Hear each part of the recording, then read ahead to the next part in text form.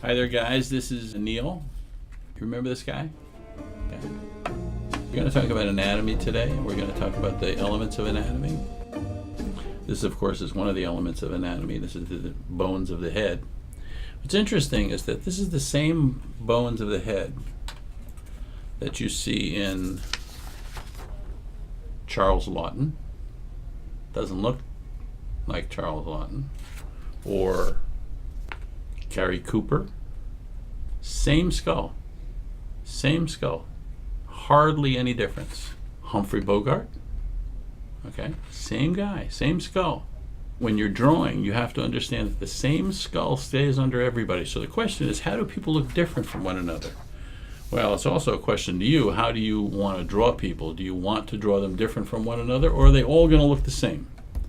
Are all your heroes going to look the same as your villains? Are your old men going to look the same as your young men? Are your women going to look the same as your men? If you're serious about drawing people, you have to get to this in the characterizations that you draw. So we're going to talk about that today.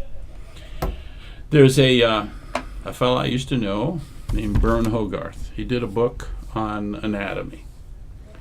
It was an interesting book. A lot of people liked it, and unfortunately, Bern Hogarth, and let me just say this, there'll be people out there that will criticize me for saying this, but Bern Hogarth didn't know enough about anatomy to do an anatomy book. There are people who could do it. Bridgman could do it. There are certain comic book artists who could do it, but there's even a lot of comic book artists that should be studying their anatomy. Why? Well, I'll give you an idea. This is Bern Hogarth's anatomy. Okay? You'll notice something interesting about it as you look at it. It's all muscles. People don't generally look like this. I mean, not even a bodybuilder looks like this. Bodybuilders have extreme muscles, but they don't look like this. It's very few people look like this. It looks like this guy, whatever pose he's in, is straining every muscle of his body. Same thing is true with this. Now, if all you're going to do is draw pictures of anatomical studies of muscles, you're not drawing anatomy. This is not anatomy. This is muscles. And some of them are right and some of them are wrong. This area is wrong right there. This is not what happens to these muscles. This is not what happens to muscles. This is an extreme anatomical drawing that doesn't always have all the muscles done right. And because it's only muscles, it's not what it needs to be. Now let's just talk briefly about what anatomy is. Okay, anatomy is muscles, of course. Anatomy is bones, of course.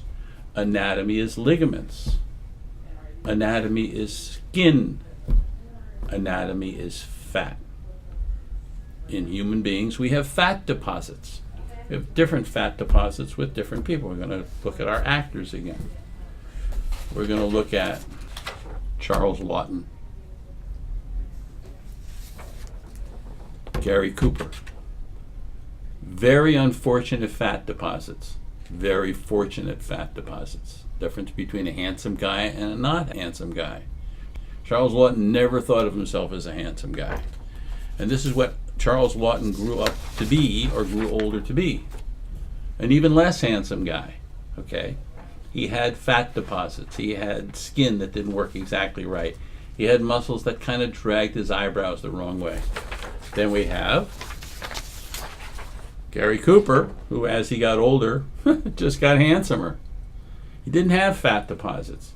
Or if he had fat deposits, his fat deposits were in places that made him look better. So what is anatomy? Anatomy is not muscles. In fact, you can learn muscles. It's important to learn muscles. But until you learn the fat deposits and the skin and what happens with the skin, it's very impossible to draw anatomy. Okay? So what Bern Hogarth taught you, if you learn from Bern Hogarth books, is not anatomy. It's muscles. Okay? It's not anatomy. I'll show you something here. This is Orson Welles. Young man, at that time when we first saw him, who was sort of attractive. Okay, he had kind of thick skin. He was a little chubby. Okay, as he got older, looked like that. Okay, what did he do about this? Because this isn't what you want to look like when you get older. So he did this. Very smart. Very smart. Covered up just about his worst features. His eyes look great. His chin, no, not so great. Look like that. Very interesting face. Covered up his worst features. That's what you do. As an artist, you look for the best features, or maybe not. Maybe you want the ugly features. Maybe you want that. Maybe you want a weak chin, kind of chubby guy. Okay? But in order to do that, you have to learn how this fat works, not how the muscles work. The muscles are really meaningless. Let's take another example. We got the opposite of this guy. Now we have Trevor Howard. Fairly nice looking English guy. Lips are a little thin. Maybe not the kind of girls think romantically about. And as he got older, kind of got worse looking. Very thin lips. He really didn't look very good. But he became a tremendously good character actor. Well, you have to do character actors when you're drawing. So we have Trevor Howard looking perhaps even worse, but really not attractive. This is not Gary Cooper, but he can play Captain Bligh, just like other actors that are unattractive can play Captain Bligh. So you, as an artist, have to think in terms of what you're going to do when you sit down to draw, and are you going to draw muscles, or are you going to draw interesting characters? Okay, that's a very interesting character. You could say he's handsome. Humphrey Bogart wasn't really that handsome. Nobody would ever say he's a really handsome looking guy. But he had character. So now we're separating the difference between character, unattractiveness, and attractiveness, and normal looking. Okay? Not normal looking, sort of unattractive, but with character. So now let's say you're drawing a comic book. You want a character with character. You draw a Humphrey Bogart, or your own version of a Humphrey Bogart, another kind of character that still has grit, that just draw you to him. What makes that happen? It's not the bones. It's not the muscles. It's really not the skin, although the skin does count to a certain extent. It's the fat deposits in the face.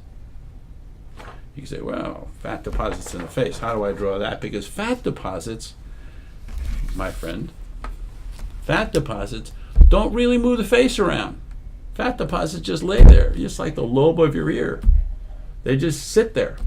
They give your face whatever character. In fact, some guys, some people, go and have fat sucked out of their bodies because it doesn't do anything. It just sits there. On the other hand, sometimes it turns you into somebody very interesting, like Charles Laughton. Or, one of my favorites, Walter Matthau. Look at that face. You wouldn't draw a face like that. Why wouldn't you draw a face like that? Because you don't know anything about anatomy. You would never do that because you can't identify where the fat deposits are and what's going on in that face. Look at that nose. Look at the lidded eyes. Look at the mouth. Look at the shape of the head. Look at everything. Look at the lobes of the ears. Everything about that face is different, but it comes together as Walter Matthau. Okay, you would be lucky if you could draw a character that looked as good and as interesting as Walter Matthau. But in order to do that, you have to learn anatomy. You're not going to learn it by drawing lots of muscles. It's not going to happen. Okay, so let's just say we have Walter Matthau. And we're going to take Walter Matthau and we're going to turn him into a villain. Okay?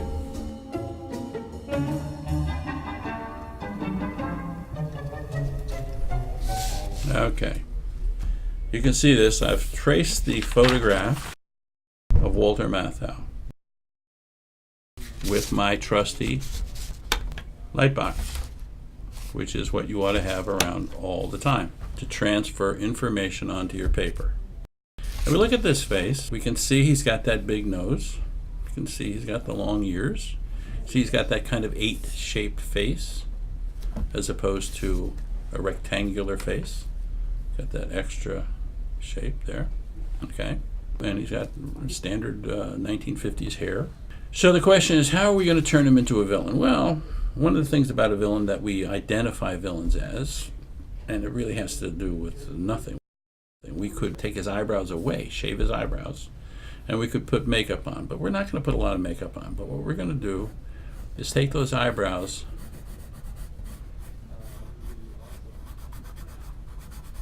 okay.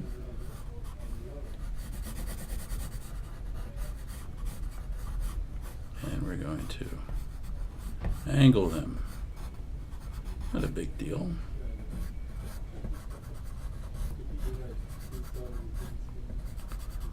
Bring his eyebrows down.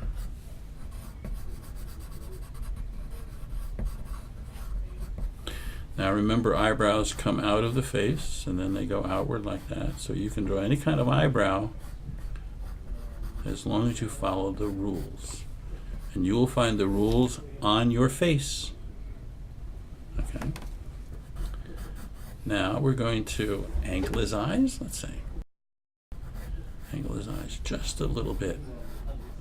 And slit them just a little bit, put a little makeup on there.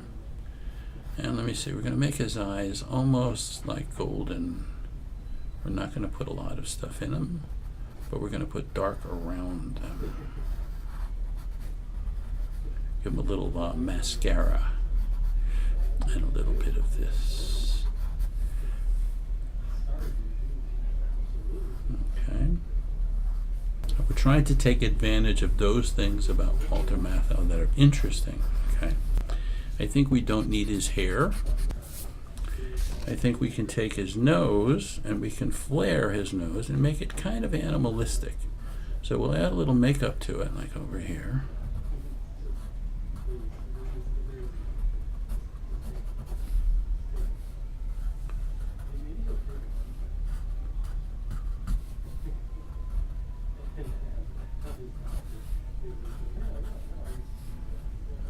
Okay.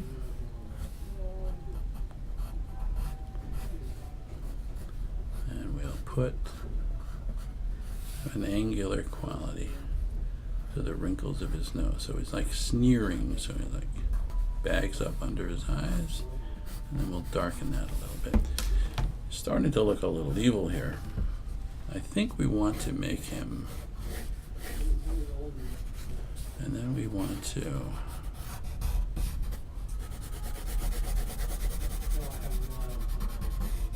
give him hair like this, and maybe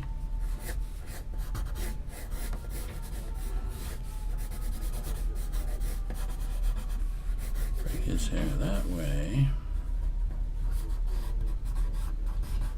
Go this way, and then let's try to connect his eyebrows to his hair. We're going to connect his eyebrows to his hair. We'll do this a little bit more.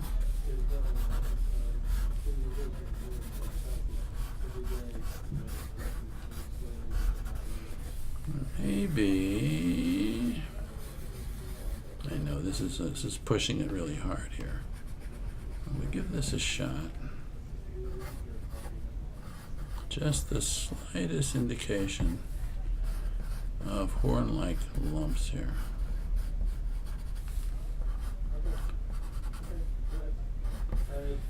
Okay.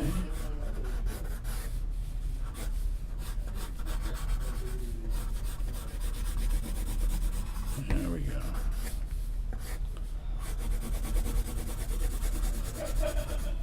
Now you notice we're not changing his anatomy at all. We're taking advantage of those things in his anatomy that we can use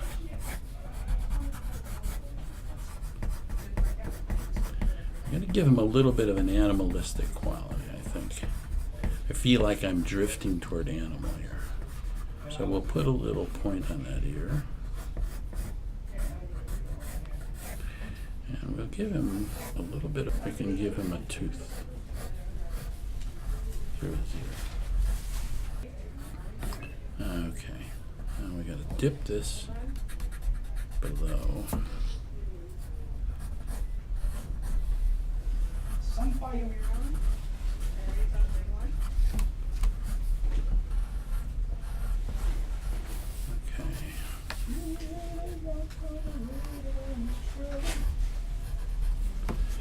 Okay. Now,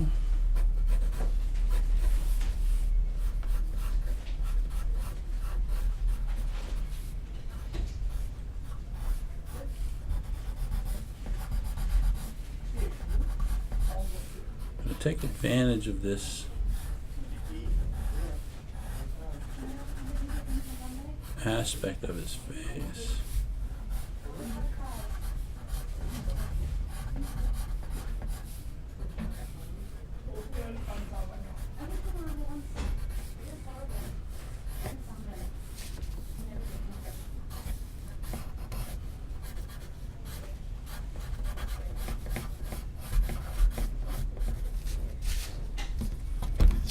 We need this under here.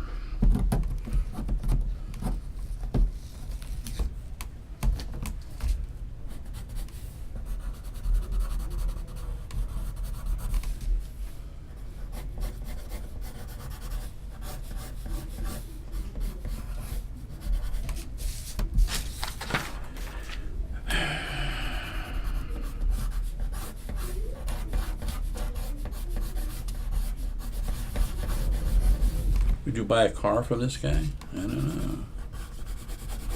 I don't think I would.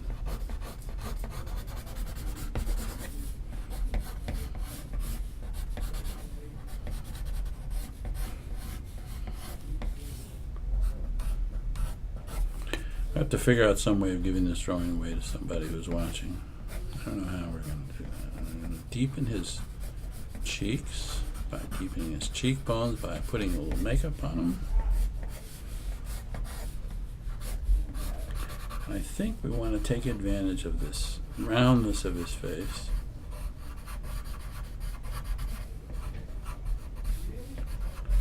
Okay, I like that. Now, if Walter Matthau, the actor, had been up for a part for a character like this is kind of the drawing that the makeup artist might do before he created the makeup. He might do multiple makeups, but he might do this.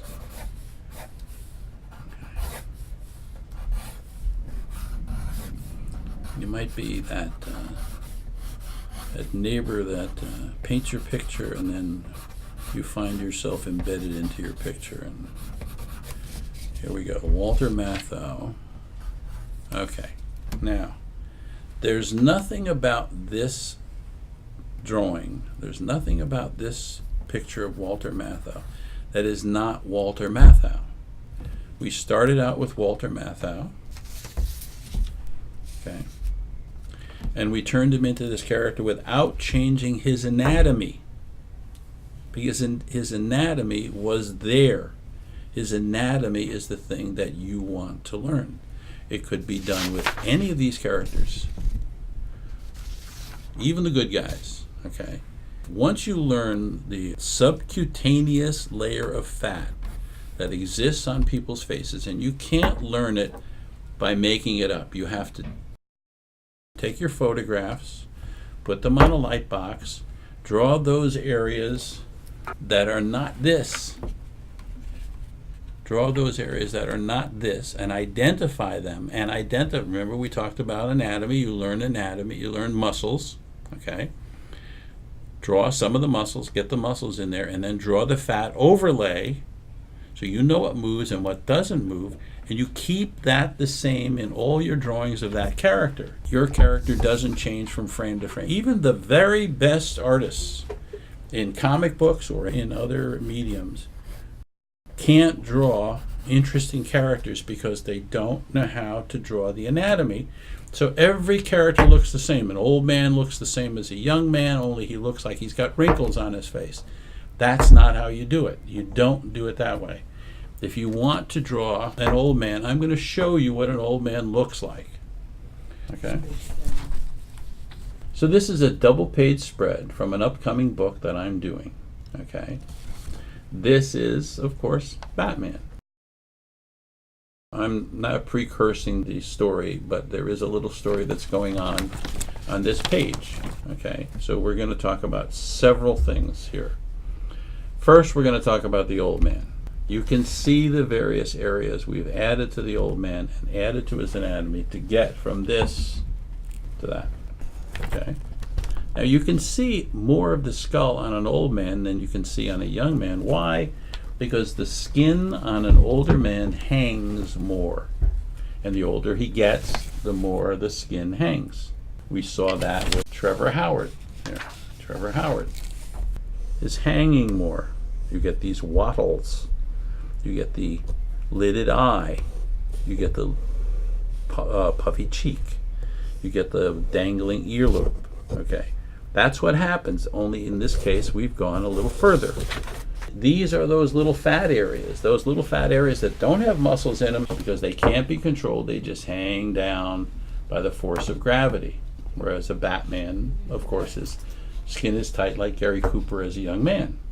Now this story is this old man has been tied to this dog, and the dog is loaded with dynamite, and Batman grabs the dog and hurls the dog away, and the old man thinks that his dog has been blown up. He begs Batman, why did he do it? He doesn't understand, and it turns out that Batman took the dynamite off the dog, and here's the dog, and Batman gives this old man the dog, and then Batman runs away. So we see this old man going through a series of emotions. If you can't separate the muscles from the bones, from this flesh, from the hanging flesh, for your characters, by studying photographs, and you have to study, and they're all over the internet. If you can't do that, then you will never do characters or characterizations.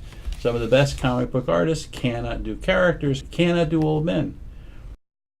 And a hero with lines on his face is not an old man.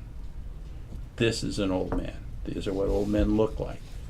So you have to learn from the photographs, tracing the photographs on your light box, how to transfer what you see into those areas of the faces that become the characters that you want to draw. If you don't do that, that everybody looks the same. You don't want everybody to look the same. You want to have characters and characterization. You want people to look interesting. You want to be able to draw one face that looks as good as Humphrey Bogart and one that looks as good as Gary Cooper. That's what you want to do. You don't want to draw that cartoon face. Well, you have to learn anatomy. And anatomy is not bones and muscles and skin. It's bones and muscles and skin and ligaments and fat deposits. And everybody has them. So you have to learn them and come to the later lessons, and we can talk about subcutaneous layering of fat and where it goes. But you can already see the difference between one guy's layering of fat and another guy's layering of fat. They're two totally different things. And you have to study these things. There are things that remain the same. You see how the eyebrows wrinkle? You see how the face puffs? You see how the lips remain kind of pursed? But you see also the wattles that happen over here, okay, that everybody gets as they get older. Well, that's, if you don't do that, then if you do a drawing of an older man, nobody believes it. It's just a drawing that's a drawing of a young man that's got wrinkles. You don't want to do that. I was going to make this a criticism, I must say, of Bern Hogarth, because I don't want you guys to be learning from Bern Hogarth how to do anatomy. I will skip over that and hope that I've had enough to say here that we'll really be paid attention to and you get it, okay? And maybe at some point we'll talk about Bern Hogarth later. But you can see, very briefly, and I apologize for this, that will never turn into an old man.